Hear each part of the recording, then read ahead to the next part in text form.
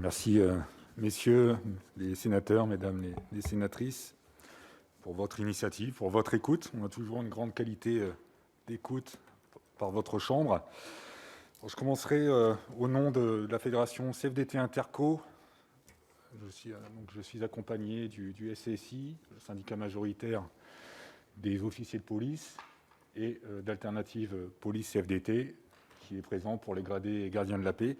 Je commencerai mon propos en soulignant le fait qu'un grand travail d'inventaire et de recensement des causes du malaise policier avait été initié par votre homologue, M. François Grosdidier. Donc, on est arrivé à un document très riche, avec un diagnostic très précis.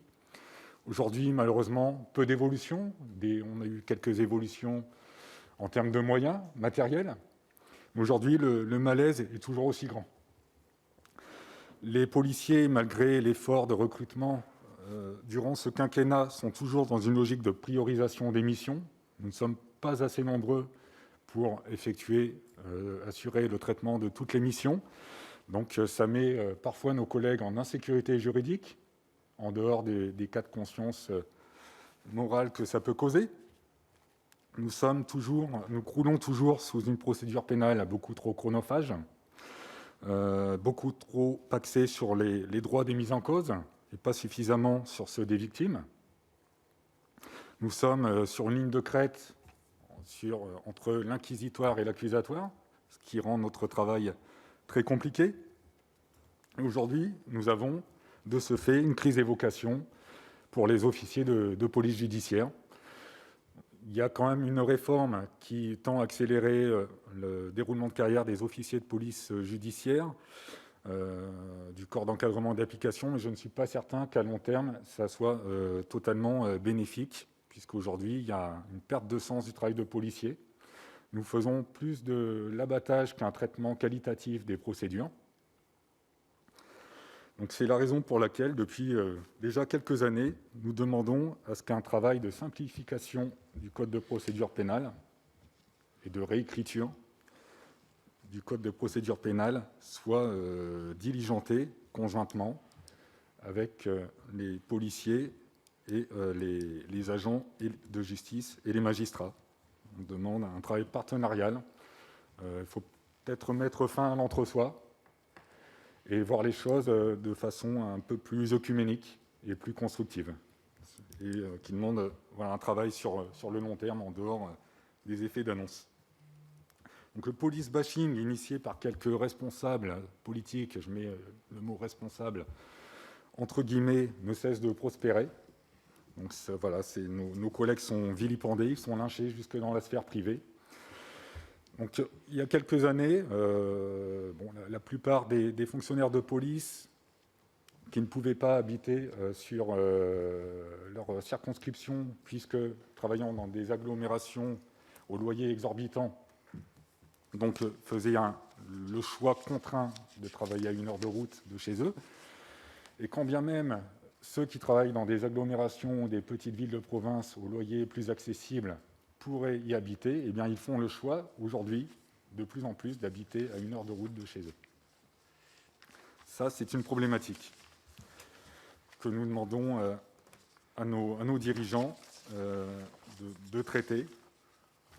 Alors, il y a des partenariats qui ont été engagés avec la SNCF sur les lignes TER pour les fonctionnaires de police, afin de sécuriser les lignes, mais également de prendre en charge le coût que peut représenter le trajet travail-domicile pour les policiers. Mais peu sont éligibles, puisque beaucoup travaillent en horaire décalé. Donc nous demandons à ce qu'une réflexion soit engagée sur la prise en charge des péages autoroutiers sur le trajet travail-domicile des policiers. Donc comme je vous le dis, ça représente quand même une grosse part de leur budget mensuel, de dépenses mensuelles. On demande quand même à ce qu'un travail soit diligenté à ce niveau-là. Je ne vais pas monopoliser la parole plus longtemps. Je vais céder la parole à M. Moreau, chargé de mission nationale pour le syndicat. Syndicat des cadres de la sécurité intérieure. Tout à fait. Okay, donc, je vais compléter très rapidement le propos de Julien. Donc nous, le CSI est majoritaire au sein du corps de commandement de la police nationale. Je pense qu'effectivement, il y a un certain nombre de constats qui sont faits depuis longtemps, qui étaient posés dans le rapport de 2018, qui sont posés également dans le cadre du Beauvau de la sécurité, qui touchent notamment à l'encadrement, à la formation. Je ne vais pas refaire l'intégralité, simplement vous donner 3 exemples récents. Déjà sur le logiciel de rédaction des procédures.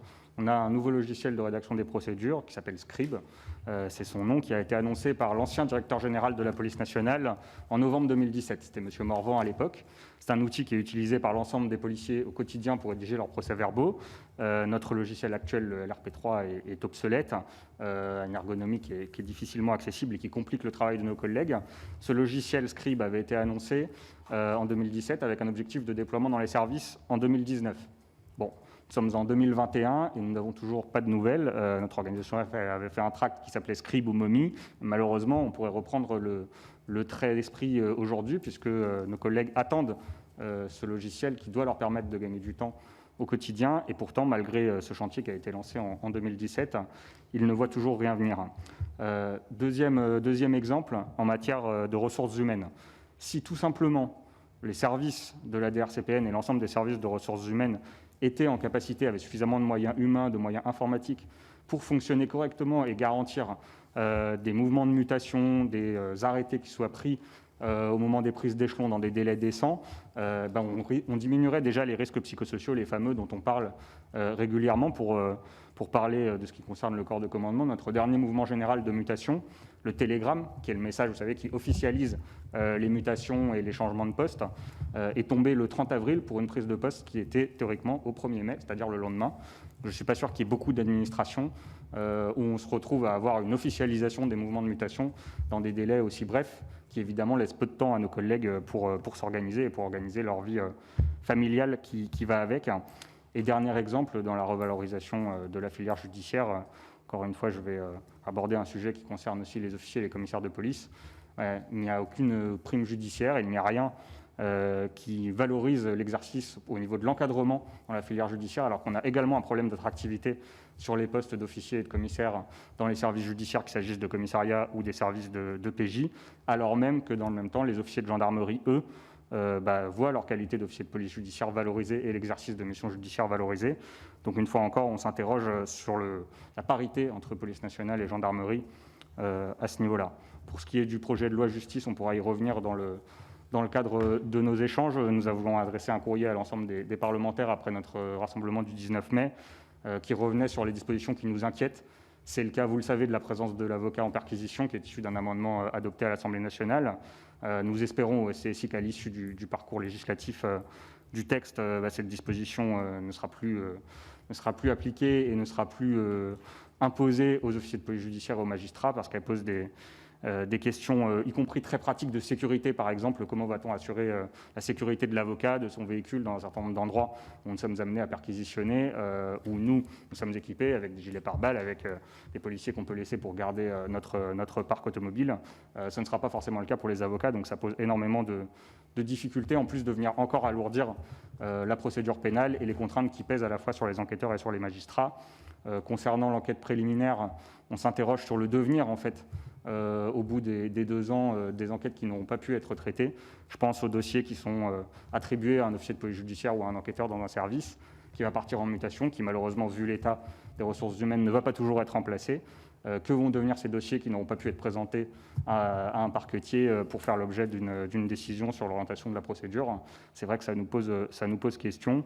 Et sur les crédits de réduction de peine, c'est quelque chose, on est évidemment assez favorable à ce que les réductions de peine soient limitées par rapport à ce qui était possible pour tous les agresseurs de personnes dépositaires de l'autorité publique.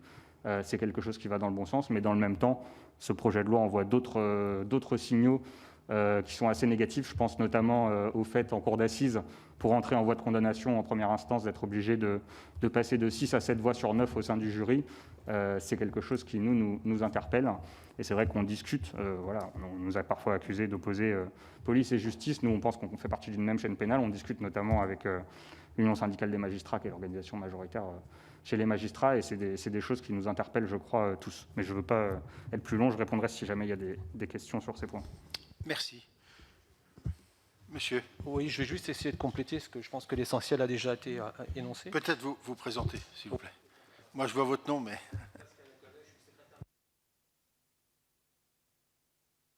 Pascal Yakovlev, je suis secrétaire national Alternative Police en charge de l'investigation et du renseignement. C'est bon. Donc, juste pour poursuivre un petit peu rapidement ce que mes collègues viennent d'énoncer. Donc, en effet, pour les OPJ ou les APJ en investigation, on a un véritable problème. On constate une fuite de l'investigation depuis des années, une véritable désaffection.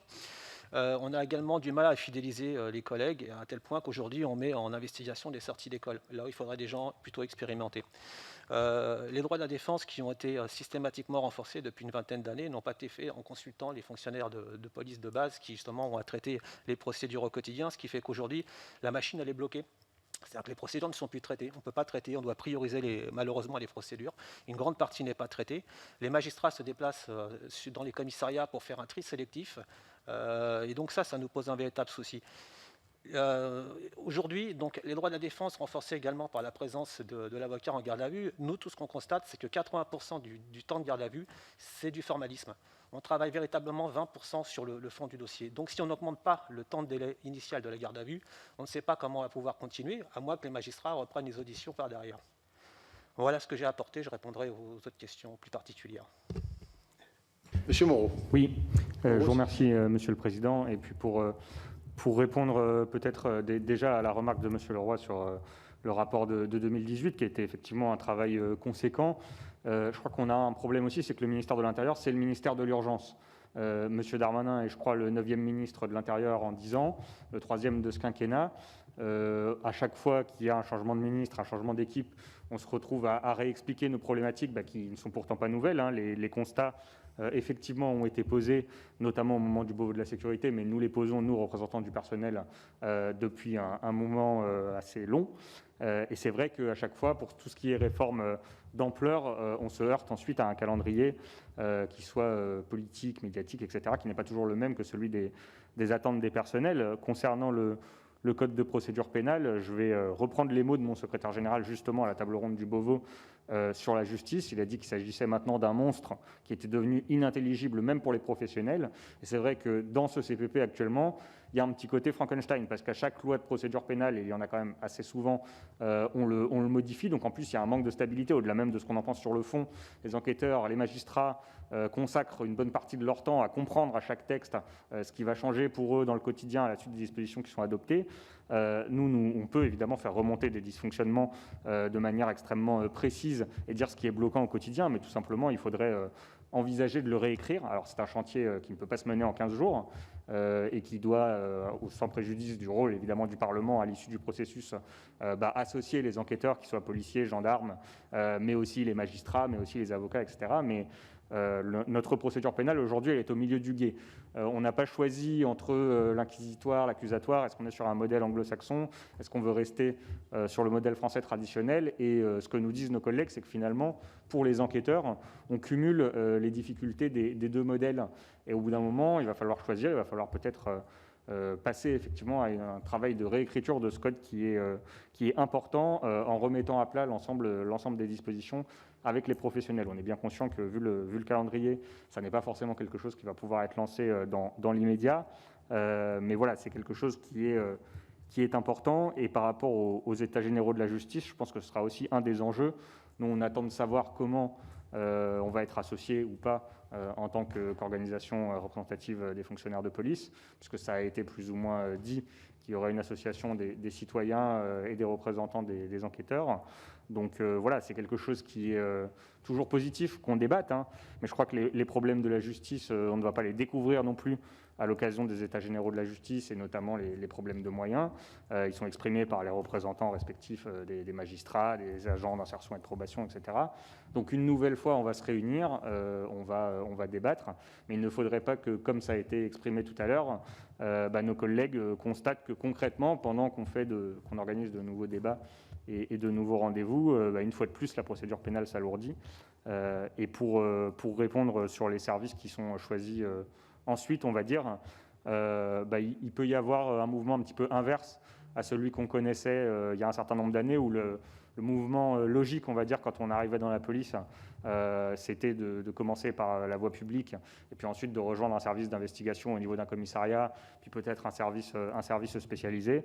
Aujourd'hui, il y a évidemment une diversité d'aspirations de nos collègues, à la fois sur le plan géographique et sur le plan des spécialisations, mais beaucoup de collègues, et notamment fatigués de l'investigation, de ces risques d'erreur, de cette tension quotidienne, vont se diriger plutôt effectivement vers des services, soit de voie publique pour certains, soit des services de renseignement qui préservent un aspect d'investigation, mais sans être soumis au formalisme procédural, même s'il y a évidemment des règles qui encadrent les procédures administratives dans le cadre desquelles ils travaillent.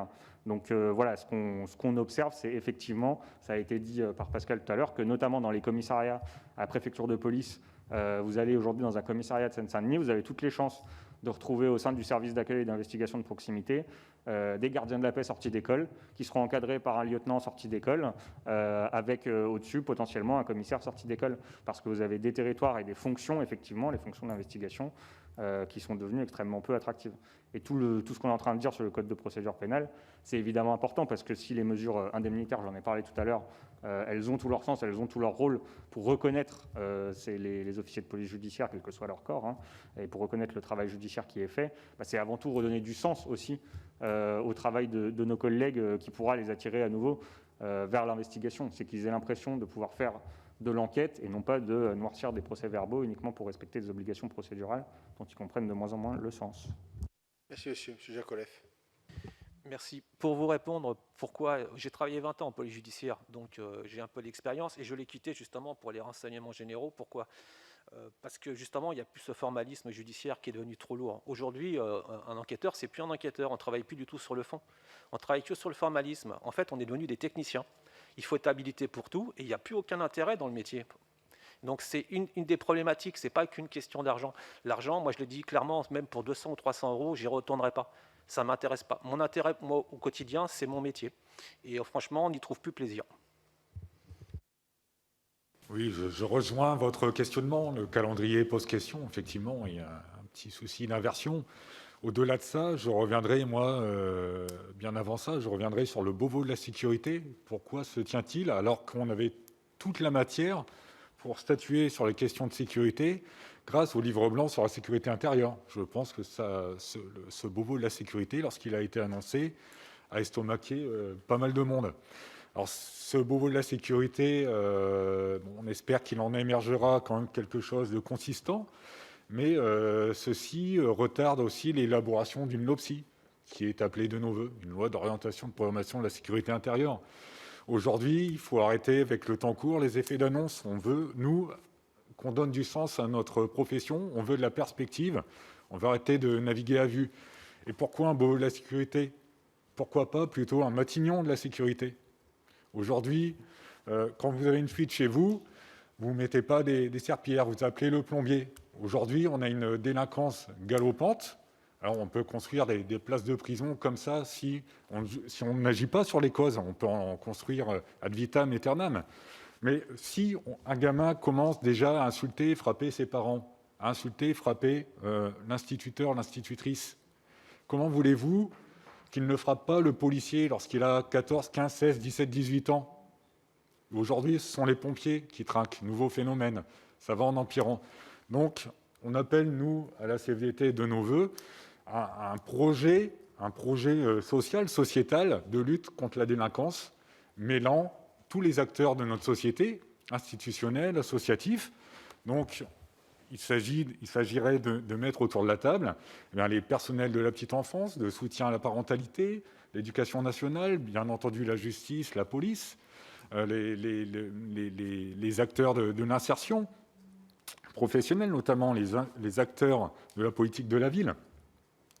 Donc aujourd'hui, agissons sur les causes et arrêtons de traiter les symptômes. Peut-être Merci, monsieur. juste en complément, c'est aussi sur cette question des mineurs délinquants que la célérité et la certitude de la sanction est importante. Parce que justement, avant qu'il s'engage dans un parcours de délinquance, quelqu'un qui commet un premier fait à 15 ou 16 ans, ça n'aura pas beaucoup de sens de le juger et de lui infliger une peine 2 ans après, si entre-temps il a déjà récidivé, etc. Donc là-dessus, il y a effectivement un sujet de rapidité sans nier l'ensemble des autres sujets qu'on a balayés, mais évidemment, police et justice, c'est vrai, on intervient à la fin d'une chaîne quand il y a déjà des problèmes, donc on ne peut pas non plus tout régler à nous-mêmes. Sur cette question des enquêtes préliminaires, alors je l'avais rappelé tout à l'heure, nous on a des interrogations effectivement sur ce que vont devenir les procédures qui n'auront pas pu être orientées par un magistrat dans la durée de 2 ans. Ça concerne effectivement un certain nombre de procédures, y compris en commissariat. Et on l'avait déjà dit au moment de la commission Mattei, ce qui nous inquiète un petit peu dans cette philosophie, c'est qu'on a l'impression qu'il suffirait d'imposer par la loi une durée limite pour que finalement les policiers et les magistrats qui se tournaient un petit peu les pouces décident de traiter leurs dossiers plus rapidement et de les finir dans les délais qu'on leur impose désormais. Vous aurez bien compris à l'exposé de nos difficultés qu'il ne s'agit pas de ça, que nos collègues dans les services d'investigation sont débordés. Donc concrètement, quand vous avez 200, 300, parfois plus dossiers en portefeuille, il va déjà falloir faire un recensement. Pendant ce temps-là, vous aurez d'autres procédures qui vont continuer à arriver. Quid effectivement du collègue qui sera muté, qui ne sera pas remplacé. Donc peut-être que ces dossiers seront fictivement réattribués à quelqu'un d'autre, mais concrètement, qui va reprendre la procédure pour aller la présenter à un magistrat avant les 2 ans? On a l'impression que les dispositions du projet de loi, d'une manière générale, sont pensées pour quelques dossiers de grande délinquance financière notamment, etc. Sauf que derrière, le code de procédure pénale s'appliquant, y compris aux affaires qu'on traite dans les commissariats et aux contentieux de masse, ça risque d'avoir des conséquences assez importantes et assez préjudiciables, parce qu'aujourd'hui, si nos collègues ne traitent pas rapidement les enquêtes préliminaires, c'est évidemment pas parce qu'ils n'en ont pas envie. On parlait de charge mentale, c'est une réalité, parce que derrière, il y a aussi des victimes qui appellent, qui nous disent où en est mon dossier, sauf que quand on appelle les magistrats, ils nous disent, vous priorisez, vous faites le très très urgent, qui va passer avant le très urgent et avant l'urgent, et derrière le dossier qui ne l'est pas, il y a aussi une victime qui attend. Donc on fait en fonction des moyens humains et matériels qui sont les nôtres. Et ça, malheureusement, il ne suffit pas de changer la loi pour pouvoir faire évoluer la situation d'un coup de baguette magique là-dessus. Concernant le rappel à la loi, on a effectivement une interrogation. Nous, on accueille assez favorablement sa suppression, parce que c'est une modalité de classement sans suite, donc nos collègues sont plutôt contents de voir qu'il va disparaître en tant que tel. Par contre, je crois qu'il y a à peu près autour de 300 000 rappels à la loi prononcés par an. J'ai quelques doutes sur la capacité de l'institution judiciaire et la nôtre à faire concrètement appliquer 3 000 amendes ou 3 000 peines 3 000 travaux d'intérêt généraux par an, 300 000. Donc voilà, c'est une vraie question, y compris certains magistrats nous disent qu'ils n'auront pas d'autre choix que de classer pour d'autres motifs finalement, parce que le rappel à la loi a été utilisé dans des procédures aussi où ils classaient parce qu'ils estimaient que les faits étaient d'une importance relativement faible. Si c'est ça, on ne sera pas satisfait naturellement à l'issue si cette suppression n'aboutit pas à des sanctions effectives dans les dossiers concernés. Merci, monsieur.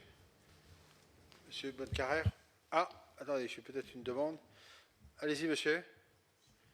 Oui, Monsieur Godon pour Alliance.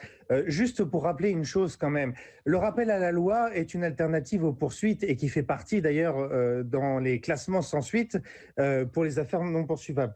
Je rappelle aussi que si c'est pour remplacer le rappel à la loi par une autre alternative aux poursuites et ne pas se poser la question de la gravité des faits et de la peine encourue, et on n'aura pas répondu à la question. Si vous faites du rappel à la loi pour une agression envers un policier, le décalage entre la peine encourue et la peine prononcée, il est énorme. Et si vous le remplacez par des travaux d'intérêt généraux ou des jours amendes, vous n'aurez pas répondu à la politique pénale de fermeté que les policiers attendent.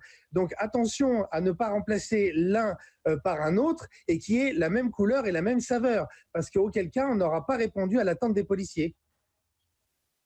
Merci, monsieur. Monsieur Bonnecarrère. Troisième question. Ce qu'il n'y a pas dans le texte confiance. Est-ce que vous pourriez nous donner, vu par définition du point de vue des policiers, si je peux exprimer les choses autrement, dans un exercice où interviennent les services de police et de gendarmerie, mais aussi la justice et la défense, pour la partie qui vous concerne, donc police. Qu'est-ce que vous auriez aimé trouver dans ce texte? Qu'est-ce qui aurait du sens pour vous et que vous n'avez pas trouvé? Quels seraient les manques? Je vais prendre un exemple. Vous avez bien sûr évoqué les agressions ou les drames dont peuvent être victimes les policiers. Le garde des Sceaux va vous dire, mais nous avons allongé la durée de la période de sûreté pour les meurtres à l'égard des policiers. Je comprends très bien cet objectif. J'avoue que j'aurais peut-être plus attendu des mesures plus tendantes à faciliter les enquêtes. Je pense en particulier à toutes les procédures que vous pouvez mener dans les infractions dites en bande organisée, où vous pouvez utiliser toute une série de techniques d'investigation qui ne sont pas possibles autrement. J'aurais plutôt attendu des évolutions là-dessus. Donc, votre sentiment sur ce qui aurait pu figurer et que vous n'y trouvez pas, et vos idées à cet égard. Monsieur Jacolev. Oui, en fait, nous, le véritable souci concerne en fait l'investigation, le contentieux de masse. Donc, et en fait, on n'a pas d'éléments de réponse. Le souci que rencontre l'officier de police judiciaire, c'est qu'il n'a pas l'opportunité des poursuites. On a tout judiciarisé, et en fait, nos procédures ont explosé. Ce que nous souhaiterions, c'est qu'en fait, on ait un référent du parquet qui soit présent dans les services d'investigation et qui puisse faire le tri en amont. Ça nous permettrait de gagner un temps assez important par rapport aux procédures, puisqu'il y a l'infraction. D'ailleurs, c'est le problème que rencontrent nos collègues, c'est que le code pénal leur demande de constater les infractions et de présenter à l'OPJ, et de l'autre côté, la politique pénale prévoit de ne pas réprimer ou d'apporter une réponse pénale qui ne suffit pas. Donc nous, ce qu'on souhaiterait, c'est en fait que le tri soit fait en amont et pas après, pas une fois que le travail a été fait, ce qui permettrait donc d'épurer déjà un grand nombre de procédures qui ne sont déjà pas traitées, ou alors... C'est ça, de les prioriser et en fait donc de déplacer donc l'enquête vers l'OPJ compétent en fonction du degré de l'infraction. Merci. Monsieur. Et peut-être d'une manière générale, simplifier aussi, tant pour les magistrats d'ailleurs que pour les enquêteurs, tous les comptes rendus obligatoires, les demandes d'autorisation de réquisition, notamment en enquête préliminaire. C'est vrai qu'on a énormément de temps qui est perdu aussi parce que on est obligé de faire des comptes rendus qui finalement sont formels, qui ne portent pas nécessairement sur le fond du dossier. Et je ne rentre pas dans tout ce qu'il faudrait simplifier dans l'idéal quand on réécrira le code de procédure pénale, mais dans l'immédiat, ça aurait pu être quelque chose qui aurait pu figurer dans le texte. Merci. Très rapidement, parce que le sujet était quand même général sur les difficultés rencontrées, il ne faut pas oublier un certain nombre de sujets qui sont traités dans le cadre du BOVO. Je pense à l'encadrement et à la formation qui n'ont pas disparu, qui sont des sujets importants. Très brièvement, l'encadrement. Dans la gendarmerie nationale, il y a un seul corps de cadre. Dans la police, il y en a deux. Nous, on pense qu'il faudrait les unifier du coup et arriver à un système où, comme dans la gendarmerie, finalement, on commence lieutenant en commandant une unité sur le terrain pour parvenir ensuite aux plus hautes responsabilités. C'est quelque chose qu'on expose au ministère de l'Intérieur, donc il est question depuis longtemps. Peut-être le BOVO sera-t-il ou pas, on verra l'occasion de faire avancer ce dossier. Et puis sur la formation, le président de la République a annoncé récemment dans un déplacement à Montpellier la création alors il avait dit une école de guerre pour la police nationale, donc on attend d'en savoir un petit peu plus aussi et de préciser les contours de cette annonce concrètement pour nos collègues, si ça permet d'avoir davantage de formations partagées, notamment entre les différents corps, ce sera quelque chose d'intéressant, mais on y sera évidemment attentif parce que c'est aussi un point qui est primordial pour préparer nos futurs collègues à leur mission. Merci, monsieur.